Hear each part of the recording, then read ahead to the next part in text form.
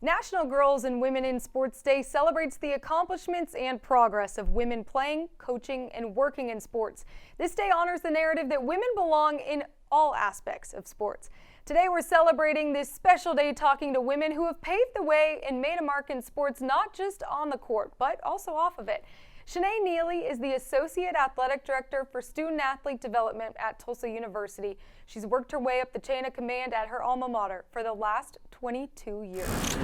I now have the pleasure to welcome Schnea into the American studios. Schnea, you started your journey with Tulsa Athletics. It's been over 2 decades now.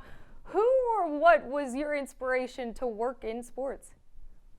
So actually, as soon as I graduated with my master's, my mentor was actually the dean of students at the University of Tulsa.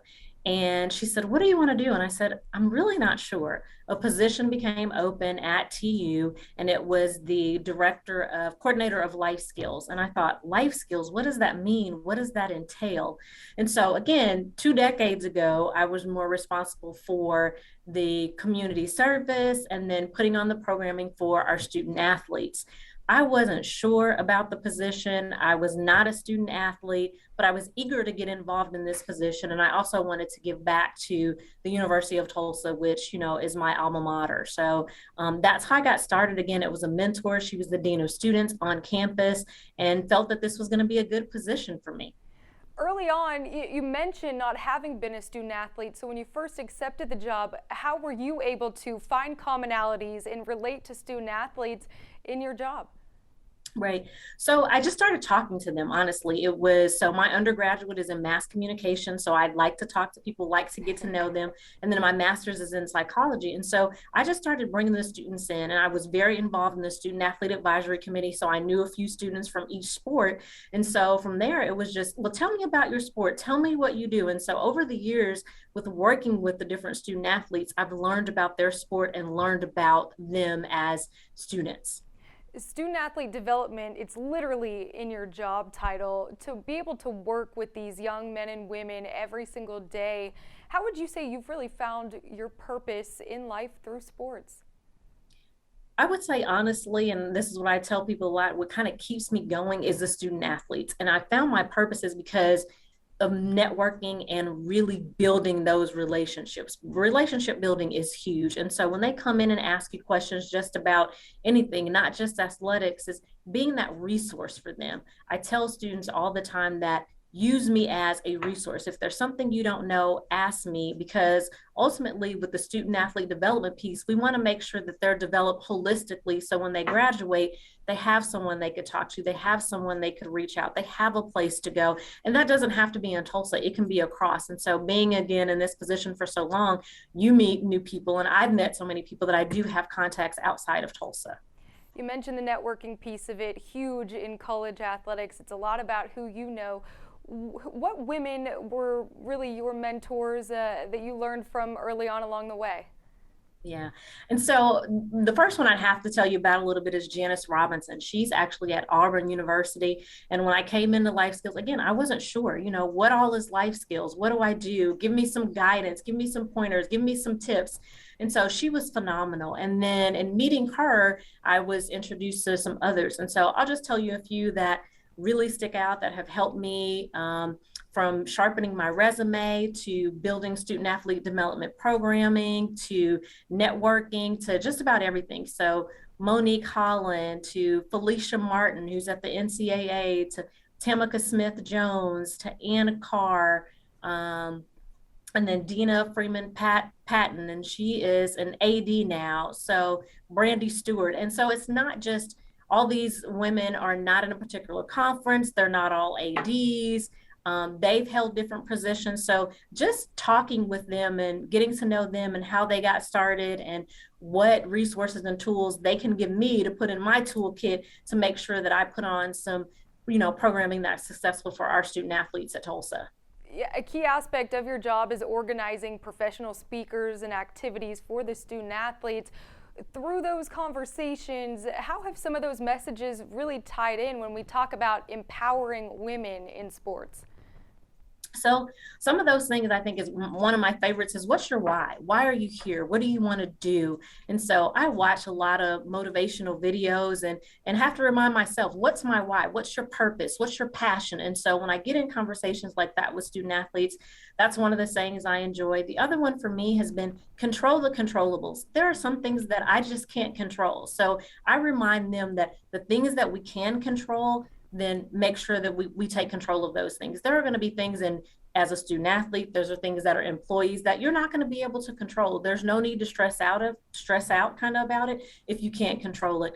And then the other one that I remind them is, and this quote comes from Eric Thomas, actually, it's pain is temporary, but quitting lasts forever. So a lot of those things are just reminding them that this is temporary. You can't give up. You can't quit. You have to keep going, which goes back to what's your why? What are you passionate about? What do you enjoy doing? And so I find myself really talking to student athletes about those things. And those are kind of the top things that I really share with them. But like I said, what's your why is probably my favorite one. In your role, being a high-ranking administrator within Tulsa's athletic program, how have you found and really used your voice to offer a unique female perspective in given situations? Right. And honestly, I'll have to say it's been a struggle because, again, I started off as life skills coordinator, then went to director.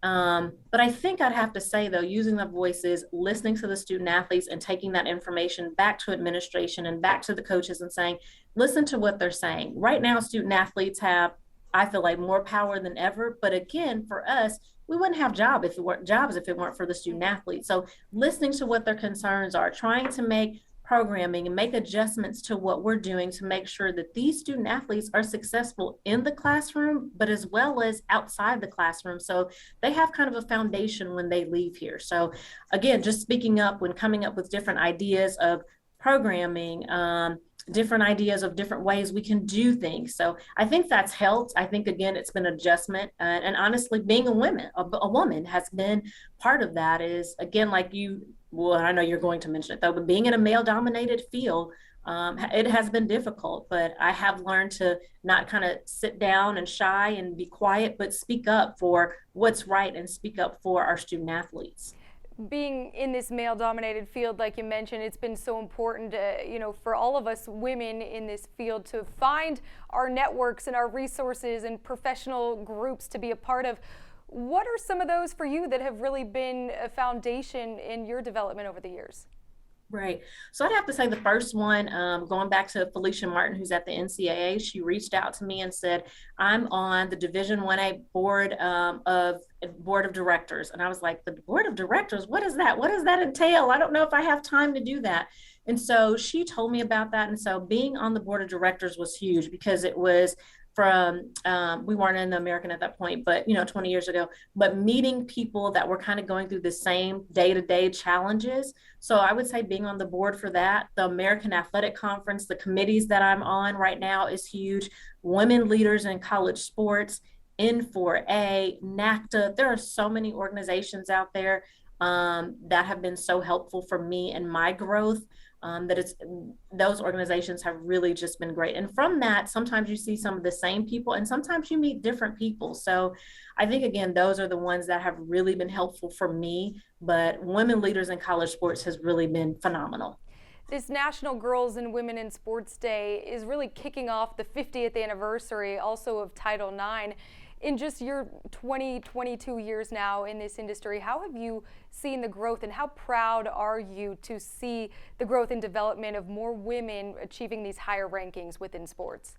Right. I am absolutely very proud. I think, when I started this, again, 20, you didn't see as many females in these positions, and you don't have to be a student athlete to be in the position. That's what, I again share with my students and let them know that the path that you're taking right now, yes, I was in your shoes as far as being a student at Tulsa. I was not a student athlete, but at the same time, these things can happen. If this is what you're passionate about and this is what you want to do, you can do that. And so over the years, just seeing how it's just grown, just departments have grown and young ladies that look up to our females that are in sports. And so I'm just honestly, I'm just so proud of where it has gone over the last 20 years and the advancement of, talking about sports like swimming and diving. I just think 20 years ago we weren't talking about those sports. And so now they're just all with the equal opportunities. And so they're all important. And so I think getting young girls out to events